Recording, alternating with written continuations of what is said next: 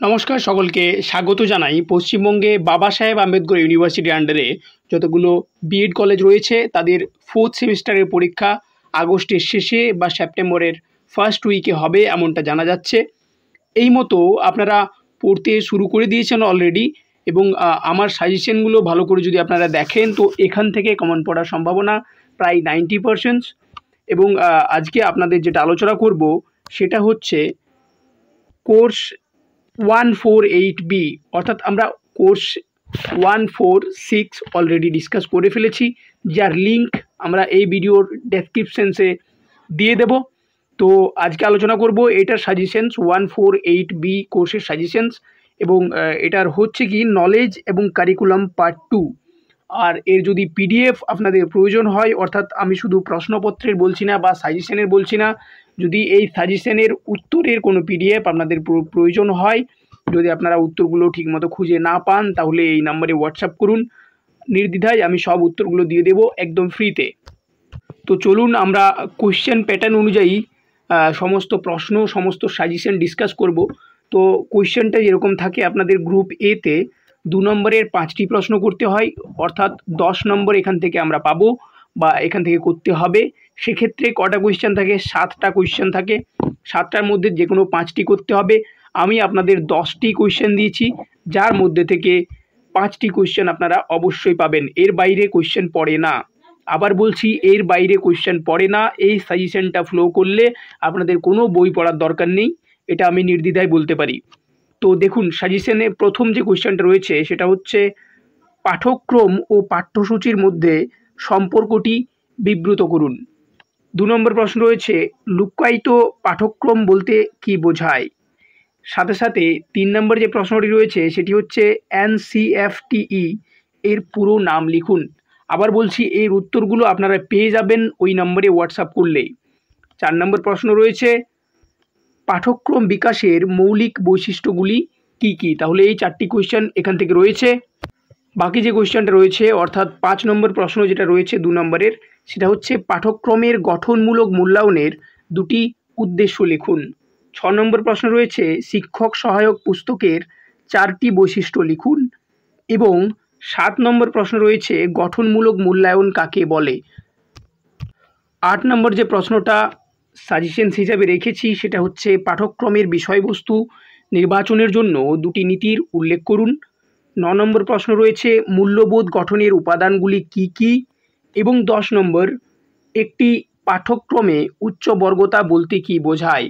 তাহলে আপনাদের কোশ্চেন আমি দিলাম 10টি, অর্থাৎ এখান থেকে 5টি কোশ্চেন সহজেই আপনারা পেয়ে যাবেন এবং ফলে 10 নম্বর আপনারা এখান থেকে পেয়ে যাবেন। তো এই সাজেশনস বাদ দিয়ে অন্য কিছু ফলো করার কোনো প্রয়োজন নেই।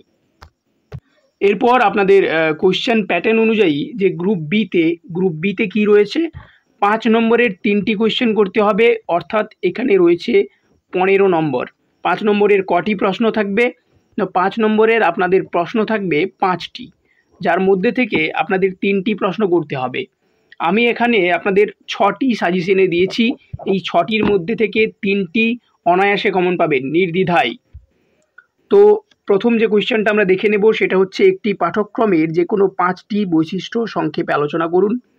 2 নম্বর প্রশ্ন রয়েছে সমষ্টিগত মূল্যায়নের উপর একটি টিকা লিখুন। এবং 3 নম্বর প্রশ্ন রয়েছে যথাক্রমে পাঠ্যক্রমে ভারতীয় সংবিধান স্বীকৃত মূল্যবোধগুলির গুরুত্ব আলোচনা করুন। 4 নম্বর প্রশ্ন আপনাদের রয়েছে লুক্কায়িত পাঠ্যক্রমের বৈশিষ্ট্য ও উপযোগিতা লিখুন। 5 নম্বরে একইভাবে রয়েছে সময় তালিকা রচনার নীতিগুলি আলোচনা করুন। এবং 6 নম্বর রয়েছে পাঠ্যক্রম সঞ্চালনের যে কোনো একটি পদ্ধতি সম্পর্কে আপনারা আলোচনা করুন। এই 6টি প্রশ্ন এখান থেকে রয়েছে, অর্থাৎ 5 নম্বরের আপনাদের 6টি প্রশ্ন দিয়েছি, যার মধ্যে থেকে আপনাদের অনায়াসে আপনারা 3টি কোশ্চেন এখান থেকে পেয়ে যাবেন। এর উত্তরগুলো আপনাদের দিয়ে দেব, আপনারা হোয়াটসঅ্যাপ নম্বরে মেসেজ করবেন, ওখান থেকে উত্তরগুলো দিয়ে দেব একদম ফ্রিতে। এরপরে আপনাদের যে গ্রুপটা রয়েছে সেটা হচ্ছে গ্রুপ সি, যেখান থেকে কি করতে হয় 10 নম্বরের একটি কোশ্চেন করতে হয়, অর্থাৎ আপনাদের যে 35 নম্বরের থিওরি পেপার তার মধ্যে থেকে কি হয়, এই 35 নম্বরের মধ্যে থেকে আপনাদের 2 নম্বরের 5টি করতে হবে। আর কি করতে হবে, 5 নম্বরের 3টি করতে হবে, আর 10 নম্বরের 1টি কোয়েশ্চেন করতে হবে। তো এখান থেকে আপনাদের টোটাল 35 বা 35 নম্বর এখান থেকে থাকবে। তো আমরা গ্রুপ সি এর যে 10 নম্বরের কোয়েশ্চেন, সেখান থেকে আমি আগের প্রিভিয়াস ইয়ারের কোয়েশ্চেনগুলো দেখলাম, সেখান থেকে একই ধরনের কোয়েশ্চেন পড়ে, অর্থাৎ প্রত্যেকবার 2021, 19, 18 একই ধরনের কোয়েশ্চেন পড়ে। সেখান থেকে মাত্র আপনাদের 2টি কোয়েশ্চেন আমি সাজেশনে রেখেছি।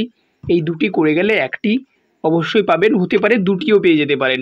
তো সেক্ষেত্রে আপনারা কোয়েশ্চেনগুলো দেখে নিন। প্রথম কোয়েশ্চেনটা হচ্ছে মাইক্রোস্তর মূল্যায়ন ও ম্যাক্রোস্তর মূল্যায়ন সম্পর্কে আলোচনা করুন। দ্বিতীয় কোয়েশ্চেনটি রয়েছে সমাজ গঠন এবং জ্ঞানের মধ্যে এই সম্পর্ক স্থাপন করুন। তাহলে এই 2টি কোয়েশ্চেন আপনাদের রয়েছে। এই 2টি কোয়েশ্চেনের মধ্যে 1টি কোয়েশ্চেন আপনারা অবশ্যই পাবেন। এর পরের সাজেশনসগুলো পেতে হলে চ্যানেলটা সাবস্ক্রাইব করুন, এই ভিডিওটাতে লাইক করুন, আর এই ভিডিও ডেসক্রিপশনসে কিন্তু বাকি যে পেপারগুলোর সাজেশনস আমি দিচ্ছি সেগুলো আপনারা পেয়ে যাবেন। তো ধন্যবাদ, ভিডিওটা শেয়ার করে দিন ভালো লাগলে। ভালো থাকুন।